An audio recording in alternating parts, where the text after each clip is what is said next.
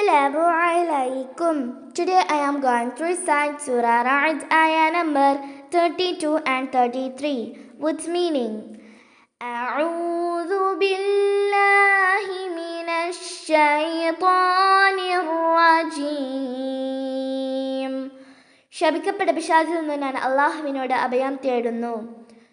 ബിസ്മില്ലാഹിർ റഹ്മാനിർ റഹീം.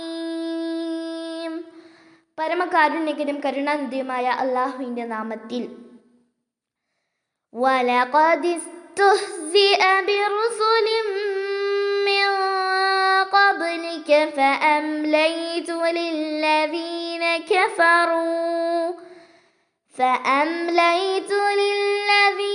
كفروا ثم أخذتهم فكيف كان عقاب. തീർച്ചയായും നിന്റെ മുമ്പ് പല റസൂലുകളും പരിഹസിക്കപ്പെടുകയുണ്ടായിട്ടുണ്ട്. എന്നിട്ട് ഞാൻ ആ അവിശ്വസിച്ചവർക്ക് താമസം നൽകി അയച്ചുവിട്ടു. പിന്നെ ഞാൻ അവരെ പിടിച്ചു ശിക്ഷിച്ചു. അപ്പോൾ എൻ്റെ ശിക്ഷാ നടപടി എങ്ങനെയായിരുന്നു? അത് കുറിക്കുകൊണ്ടില്ലേ?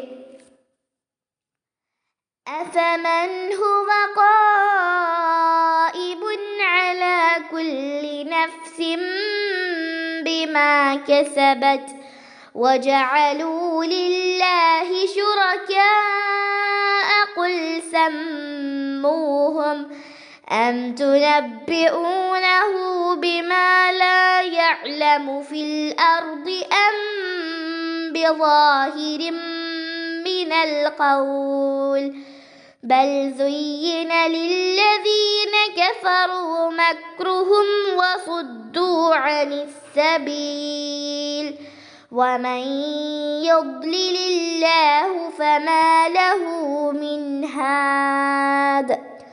അപ്പോൾ ഓരോ വ്യക്തിയുടെ മേലും അത് പ്രവർത്തിച്ച് സമ്പാദിച്ചതിനെപ്പറ്റി മേൽനോട്ടം ചെയ്തുകൊണ്ട് നിലകൊള്ളുന്ന യാതൊരുവനോ അവൻ എങ്ങനെ ഒരു കഴിവുമില്ലാത്തവർക്ക് സമമാകുന്നു?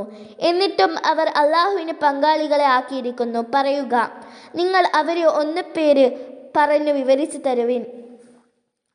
അതല്ല, ഭൂമിയിലുള്ളതായി അവൻ അറിയാത്ത കാര്യത്തെപ്പറ്റി നിങ്ങൾ അവനെ വിവരം അറിയിക്കുന്നുവോ? അതല്ല, അർത്ഥമില്ലാത്ത വല്ല പുറം വാക്കും മൂലം അങ്ങനെ പറയുന്നതാണോ? പക്ഷേ അതൊന്നുമല്ല. ആ അവിശ്വസിച്ചവർക്ക് അവരുടെ തന്ത്രം അലങ്കാരമായി കാണിക്കപ്പെട്ടിരിക്കുകയാണ്. അവർ ശരിയായ മാർഗത്തിൽ നിന്നും തട്ടിത്തിരികപ്പെടുകയും ചെയ്തിരിക്കുന്നു. ഏതൊരുവനെ അല്ലാഹു വഴിപിഴവിലാക്കുന്നുവോ അവന് പിന്നെ നേർവഴിയിലാക്കുന്ന ഒരവനുമില്ല.